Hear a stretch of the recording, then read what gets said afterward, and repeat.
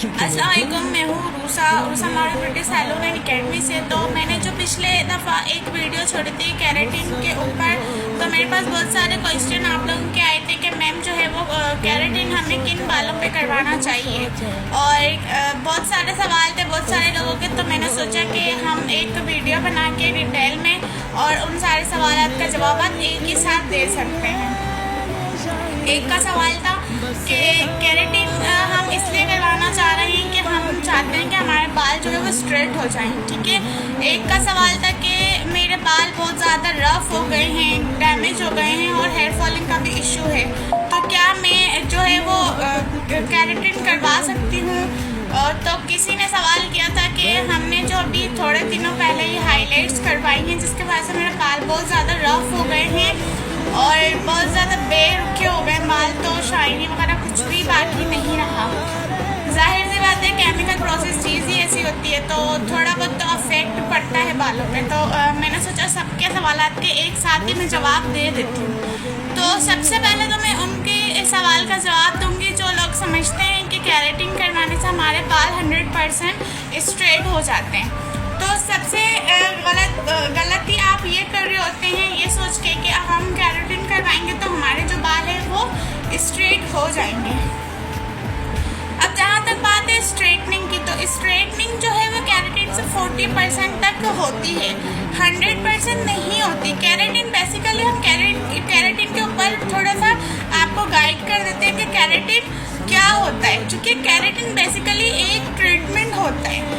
और जिन बालों पे ज़्यादा केमिकल प्रोसेस हुआ हुआ होता है, जो लोग डाई करवा रहे होते हैं या उन्होंने रिबाउंडिंग करवाई होती है, तो उनके जो बाल होते हैं वो डैमेज हो जाते हैं, ठीक है। उनके जो क्यूटिकल्स होते हैं वो बिल्कुल डैमेज हो जाते हैं। क्यूटिकल्स हमारे बालों की लेयर होती है, ठीक है। तो कैरेटिन बेसिकली उन लेयर्स को ओपन करके और उनके अंदर कैरेटिन को पेनिट्रेट करती है, ठीक है।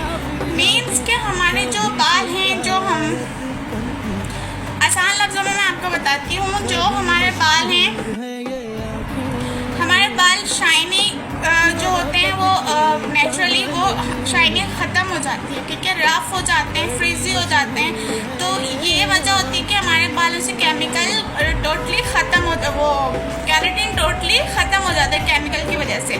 तो कैरेटिन करवाने से ये सब चीज़ें जो है हम हासिल दोबारा कर सकते हैं। कैरेटिन बेसिकली एक ट्रीटमेंट होता है, इसको लोग ये समझते हैं कि हम कैरेटिन करवा के अपने बालों को सिल्की स्मूथ कर लेंगे, वो ठीक है।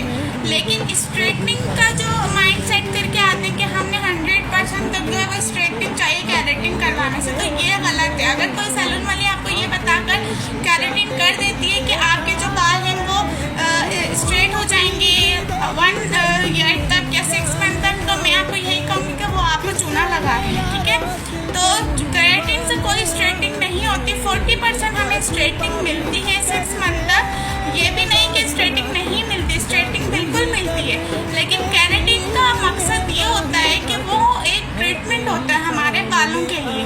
तो इज दैट क्लियर? ये वाला क्वेश्चन तो क्लियर हो चुका है, और बाकी भी जो क्वेश्चन थे वो इसी में ही क्लियर हो चुके हैं। दूसरा मैं ये कहूँगी कि जिन लोगों ने हेयर डाई बहुत ज़्यादा करवाया है, केमिकल प्रोसेस बहुत ज़्यादा अपने बालों पे करवाया, जैसे हेयर डाई हो गया, हाइलाइट्स हो गई, इस तरह की चीज़ें, तो वो लोग कैरेटिन करवा सकते हैं। जिनके बाल बहुत ज़्यादा रफ हैं, फ्रीजी हैं, तो वो लोग भी कैरेटिन को ले सकते हैं। इसके अलावा अगर आप लोगों का मेरे साथ कोई सवाल है तो मुझसे पूछ सकते हैं आप, और कैरेटिन का मैं क्या चार्ज करती हूँ वो भी आप मुझसे इनबॉक्स में आके पूछ सकते हैं। अल्लाह हाफिज़।